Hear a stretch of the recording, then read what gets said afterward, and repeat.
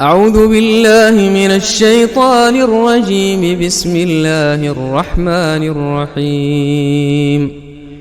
إن الله وملائكته يصلون على النبي يا أيها الذين آمنوا صلوا عليه وسلموا تسليما.